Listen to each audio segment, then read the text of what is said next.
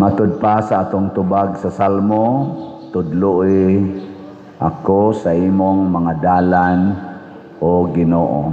Sa inyong paminaw kung sundon ginato ang dalan nga itudlo sa Ginoo, sayon o lisod? Mao lagi dayon na itubag lagi lisod. Nya, ganahan mo musubay o dili? Ganahan din mo maglisod-lisod. Nitambong mo sa Sweet Notes concert gabi eh. May day kayo. Pwede na mo mga matay. Mga igsoon, dili baya lisod ang ipasubay sa Ginoo nato nga dalan. Ang nakalisod, mao ang atong kasing-kasing o hunahuna kay naamanggod nato ang pagkamasinupakon. Kana bang gusto ta maghimog atong kaugalingong pamaagi.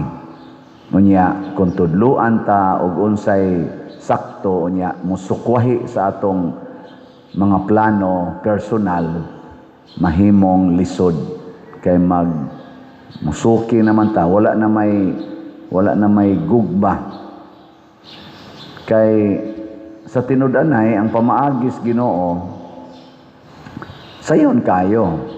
Ngano man, una, hustisya. Ug unsa may hustisya, ihatag ngadto sa imong isig katao unsay angay kaniya. Lisod kayo ang pagpangawat or pagpangilog kay magkalalis man, magkaaway man mo. Pero ang paghatag, kinsa gud tay masuko anang hatagan nimo, di ba? Nanglitan unsa may angay ihatag ngadto sa bana, yaw-yaw di ay mga asawa. Unsa man? Ayaw mo rason-rason di unsay may ihatag lagi basta makasa ngadto sa bana, yaw-yaw. Dili ang pag-alagad o paghigugma mao na ihatag. Nya kisa mang banaha ang dili ganahan ana nya lisod ay na ang pag-alagad og paghigugmas bana kasayon ana mao say buhaton sa bana ngadto sa asawa ang pag-alagad og paghigugma sayon kayo pero suway supaka na pugsa ang imong bana or ang imong asawa nga mosunod sa imong gusto bisag di siya gusto ana dakong gubot perti na gyung problemaha. Unsa may ihatag sa mga anak be? Unsa may hustisya ngadto sa mga anak?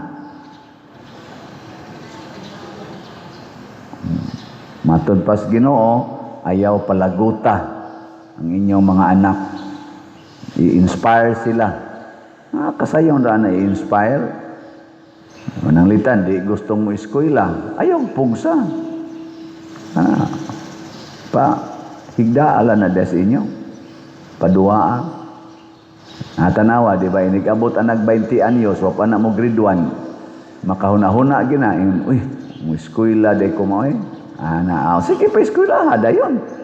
Kaya ma-inspired mo na siya, nga imong gisuportahan. Pag imo diyong guruyo, murag baboy na magpamahid pa na sluha pa doong sa eskwelahan. Dito mo eskwela. Luoy ka na, matruma na siya. Di ba? Nako bitas una, undang ko pagka grade 4. Ingos mama ka na dong, undang dong. Kamao na bita ka mo suwat. Undang. Pag humagduha ka tuig, balik kong eskwela. Ikaw, balik nga ka. O di, ako na gabuot na ko. Nindot kayo. Ditso na ko, hangtod college, pertilisuras giagian. Lakaw la ng daan, suga pagkandila, sudan pagkasagaran, luy ag-asin. Nganong ni sustinir man ko, ako mang gusto. Yan, i-support mas mama. Pero gipugos pa kong mama, niya gasudaan kong luy ag-asin, niya pugso niyo ko pa eskwela, niya magsuga pagkandila, mayon ko undangon taning buhata Di ba? Ana na siya. Muna'y hustisya. Niya ikaduha, kamatuuran. Kamatuuran ang pamaagis Ginoo, the way of truth. Unsa may kamatuuran? Para na imong buhok ang color usba di na matuod. Perti problema ha, magsige na sa jagder. pangitag budget para i-color ana. Pero imo lagi itong dawaton katong kamatuoran pagkasayon. Wa gyud kay daghang buhatonon. Nanang imong kilay di lang nimo kiskisan. Kay mo ginay tinuod. Nga wa na gyud kay kilay. Mo na lang nay puyi pagkasayon. Sayon kay puy-an ang kamatuoran. Pero nganong mura magmulisod, mangita man ta suwa diha. Ayaw pangita suwa diha. Kung ang kamatuoran para sa mga politisyan, ang inyong sweldo, mauragid na, dagko magiging mong sweldo buwan ninyo, tag 100,000 man na, tag 300,000, labi na sa mga dagkog ranggo na to, kamo pa'y giilik, kamo pa'y dagkog sweldo, mangawat pagyod. Ang di man makontintos 100,000, 300,000 ang buwan. Mangita magyus 300 million, 300 billion ang buwan. Mao na napamagani ko noy mo ingon na kinahanglan gid 2 billion kada buwan i-deliver. Grabe. Mangita gyud wa diha ba? Mao na nga mulisod kamatuoran. Nga ikatulo, dalan sa gugma. Lisod ay ng gugma day. Uy, tubag. Lisod? Kamao mangyan ang batang gamay, kamao mangyan ang masakiton, kamao ana ang pobre, kamao ana ang dato, kamao ana ang pari, ang madre, pulos ta kamao wa nay kinahanglang mutudlo nato, sayon kayo. Lisod kayo magmaster ka og kana economics magkuan ka, compute ka na, mag-project ka na mga income. Lisod kay na. Pero gugma, kasayo na. Pero nganong lisod man, gusto man ka nga ang imong style sa paghigugma mo'y sundon. Unya unsa man itong style sa paghigugma, ako'y higugmaang. Ato mang usbon ang meaning sa gugma. Ang gugma manggod, ikay akong higugmaon. Ana, kagabi daghan kayong tao dito. Pero wa gid ta kaigo sa atong gi-expect na gidaghanon. Pero daghan na gyud kayong tao. Ana, makita gid nato ang paghigugma nga atong gibutangan man to natog ali-ali ana kay aron ma-distinguish ang gold ticket, silver, bronze ana. Nya nga tong tig pasiugda sa concert ang sweet notes ganahan gid sila nga maduol sa mga tao. So nanganaog gid sila lakaw ngadto gubutas mga tao. Nya pagdayon ng mga few minutes para sa ilang siguro mga 30 or 40 minutes before sila nitapos, nihangyo gyud sila, Padre, pwede na tong paduolo na lang ang tanang tao, wala na lang ng ali-ali. Nako, sige, paduola. Lipay kay sila. Ana, puting daghan mga tao. Nganong ila man tong gibuhat. Tanaw nako isip mga performers, nahigugma sila. Bahala nagmurag hasol, bahala nagmura og kanini ang wala ba bira-birahon sila, pa-picture-pictureon, basta ikahatag nila ang unsa gyoy makalipay sa mga tao. Kay mao man na gyud ang gugma, lipayon tika. Pero bataan ang bata, kung gihigugma ninyo ang bata, inighilak unsa may inyong buhaton nga inahan o amahan. Ito bag mo buhaton din yung tanan para mohilom siya. Usahay inyong isayaw-sayaw, inyong kantahan, inyong isuroy-suroy, basta mohilak. Nga naman, kaya ang nahigugma, dili gusto maghilak ang iyang gihigugma gilingay mong tupad. Lipayon ko nimo. Lipayon ko nimo. Nasiya. Kamo, nahigugma mo sa atong parokya. Niya, lilipayon ninyo atong parokya. Unsa may buhaton? Biliban ako ninyo. Pwede na mo mga matay. Palit yung slat. Karong gabi magsugod na ta sa atong simbang gabi. simbang gabi. Natay simbang gabi alas 8 ambot na ba kay manimba ani pero wapam ta kasuway ani dinhi. Ato lang suwayan para na sa mga dili kasimbag kadlawon pero ugma alas 3 sa kaadlawon og alas 5 sa kaadlawon ang atong mga misa.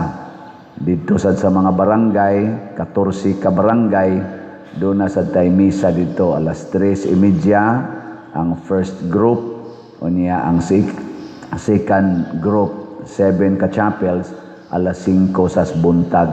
Dungan-dungan ra dinhi. Mo nang nindot kayo nga maghugop ta ani. Sakripisyo biya ginang pagmatag kadlawon. Pero kung nahigugma man tas Ginoo, nahigugma ta sa tuig ka tawo, ato nang buhaton. Ako nalingaw kay ko gabi nga nagtan-aw sa mga tao. Pero mas natandog ko kay ang mga barangay kapitan nato gikan dito sa Tag-Ubi hangtod nganhi sa Ubos diha gyud nagdaas ilang mga tanod, nagdaas ilang mga officials ni alagad gid nato katap gid sila nga rin atong kapulisan diha, atong mayor, mga kapitan diha. Nakaingon ko ba nga kanindot tan-awon nga ang mga barangay officials, mga atong municipal officials diha sad sila bisan og kalihukan ni sa simbahan og diha ninindot way gubot kay daghan kay mga pulis, daghan kay mga tanod, mga responders, daghan kayo ba nagtinabangay na dako-dako lanon ta gastos kaon sa pero sagdi lang gugmam sana ano kaon ra ana yun ingon din akong mga kauban nato sa working committee pader mura mag-alkansihon tani nako ayaw nila ng ginansya ng kwarta kay dili man tingali na mo gay atong tumong ang ginansya sa kwarta and fundraising man ni pader wa gina-raise di funds na lang na may funds ana ang raise wa lang tingali ma-raise loss siguro so fund losing lang ni siya pero ang dakong ginansya ang atong panaghiusan nga ni bugnaw to kaing hangin kusog na kaing hangin kay murag kauwan ni buhabo na ingon hala pader muuwan na ron nako ay di lagi na itugot sa Ginoo kay nalipay siya ning atong panaghiusa igo ra gyud mo buhabo gamay human mawa dayon hangtod na gyud nga nahuman wa gyud hala pader wa gyud mo dayon ang uwan nako ay sus nalipay ang Ginoo nitong gibuhat ko nang iya kanang inig-aksyon uwan mga kalima mo tingin ito nag-second action og uwan inig buhabo mo ana din ko ikaw Lord ba pahinomduman dayon minimo basta lingaw na kami pahinomduman dayon minimo nga uwanon ganina ko butol mo nga bang makapasalamat tas Ginoo ba mo sa di akong gibuhat nga kada aksyon uwan salamat Lord kay gipahinomduman na sad ko nimo nga ikaw ra gyud nagbuot ani ana mawa na sang uwan salamat Lord kay nawa usay malimot na sad ko pag pasalamat sa Ginoo mokalit na sa uwan ingon ko oy pahinomduman na sad ko nimo Lord imo ra maning patuangon mo bukhad namang payo nga sira naman ako may jud kay Ginoo kana bang tandog-tandogon lang ta ba ay kalimot lingaw na kay kadiha basig nalimot kang ako'y nagbuot ani ana ayam sang pawagtangon mao na mga igsuon kung magsubay lang tas dalan sa Ginoo matud pas unang pagbasa ako Balaam tin-aw og panan-aw nagsunod sa pulong sa Ginoo magtudlo ko ninyo mga Israel pagkanindot tan-awon sa inyong kahimtang kung magsunod lang Dios Ginoo nindot gyud kaayo mao nang diri gabi ingon sila pader grabiha sa nahitabo diri Luyo no nindot naman kay tan-awon ang atong compound sa simbahan na pila pa lang kakabuan diri nako ang sad nga ang ato sa dinhi mga katawhan grabe sad kay mo suporta ug ako lang ana wa jud kasuway diha bugwal anang yuta igo ra jud ko mingon ato unta ni dinhing kuanon sige pa der wadwa dayon ana ato unta ni dinhing buhaton sige pa der ana sa may ako ana igo ra man ko mingon may ta dinhi buhaton kani dinhi sod sa tong simbahan nindo tan-awon o bati wa jud ko kasuway butang ani bisag usa ka buok sa nindutan na simbahan pa der may jud ka mo kana nakuha ko kasuway ang nagbutang ang mga dekorasyon Ato mga youth, ato mga artist diri. Inigingon na to, may butang nga Christmas decor da. Sige pa din. Mao na, ang atong community, ang atong paghigugmaay, ang atong pagsunod sa dalan sa Ginoo nga padung Dios kalipay, padung sa improvement. Mo na magampo ta ang atong mga government officials, church officials, maningkamot Dios pagpalambo. Karo si Banaha, basin og magsugod na gid tas pagtukod og mga balay. Makaabot na tag mga sa atong record diri mga 39 kabalay na ang kaya natong tukoron atong budget nga atong gitarget. So karon tang si Manaha na akong gi-inform si Bishop Abit, Bishop magtukod at tingin migsugod karong si Manaha. Yan siya nga lipay kay kuana padre. Atong obispo sad nga pertisad ka kanini ang kanabang kusog mo tan-aw unsay gikinahanglas mga kabos ba. Kinahanglan gina kayo. Kanindot og ang mga leaders ba ingon ana bitaw magtan-aw unsay ikalipay sa mga taong kabos. Mao ginay pamaagis Ginoo paghatag og maayong balita ngadtos mga kabos. Ug sa dinis ato katong nangabanla sa baha nga balay, gagmay magdagko. Ang gagmay gitingali itong masiguro kay katong dagkog balay, ma-repair man to nila. Ang gagmay gyud kay napaphaman gyud to. Atong matukuran sa gamayng balay, igong mapuy-an, dako na kay nang kalipay nila. Aron sila nalay mo padayon, nga igo nilang mapadayon gamay, banlaso na sa baha. Inauton tang dili na mahitabo, no? Basta magsunod tas Ginoo di kita mabanla sa baha. Mubaha hinon ang grasya. Dili ta mabanla sa baha, pero magsupak-supak tas Ginoo, ato yung sungagon ang iyang mga katuyuan. Mabanlas kita sa dimalas aning kinabuhian. Katapusan na lang lingi sa imong tupad. Ingna dili na gyud ko mubuwag sa Ginoo.